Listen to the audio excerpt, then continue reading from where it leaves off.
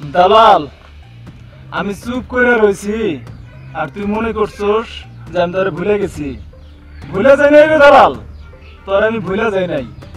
তোর সাথে খেলা হইব আবার পর্দার আড়ালে। তুই মনে করছস যে ছলি বলি দিয়া আমার বিদেশ পাঠাইছস, আমি সব ভুলে গেছি। আমি কিছুই ভুলে যাই না রে দালাল।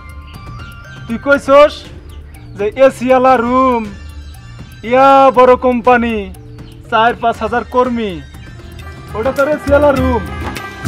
এই জায়গায় তো কুট আর কটা কুত্তা ছাড়া কিছুই নাই রে দালাল। খেলা জমামু দালাল বাংলাদেশ আইতেতে। যখন আমি হযরত শাহজালাল বিমানবন্দরে আসমু, ওই দিন থেকে তোর প্যান্ট নষ্ট হয়ে যাব। যা কিছু ভালো মন্দ খাবার ইচ্ছা হয় তোর বউ বাচ্চারে কোষ খাওয়াইতে।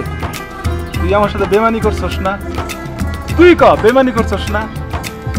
হ্যাঁ, তুই কইছস যে ১ টাকাও তুই খাবি না। ৫ লাখ টাকা নিছস রে দালাল। আমি শুনি নাই, আমার ১ টাকাও লাগে নাই।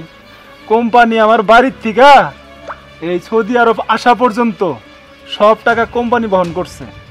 আর তুই আমার কাছ থেকে ৫ লাখ টাকা নিছস। বলছস যে সারাদিন এসিতে ঘুমামু, পায়ের উপর পাও তুলার খামু। হ্যাঁ, ওইটা তোর এসিয়ালা রুম। ৪৮ ডিগ্রি রোদের মধ্যে এই কাম করি মরুভূমিতে। দালাল, তুই বাঁচবি না, আমি তোর বাঁচাম না দালাল। আমি খালি দেশে নই, দেশে একবার পা দেই, তারপরে তুই দেখিস। তোর যদি মাফ করে দেই, আমি নিজের কাছে নিজে অপরাধী হম। তোর মাফ করা যাবো না রে দালাল। তোরে মাফ করলে পারে প্রবাসীরা আমারে মাফ করবো না।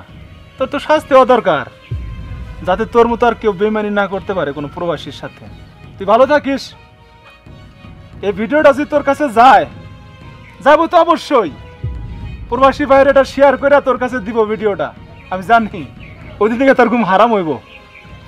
রাখি এবার, ভালো মন্দ খাইস আর আমার জন্য অপেক্ষা করিস। তুই আমার কসু করবি, তোর কুষ্টি উত্তর করে ছাড়বো আমি।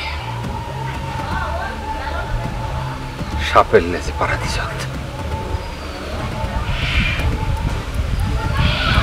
আমার লাইন হয়েছে আঁকা বাঁকা, ভালো না হাতের লেখা।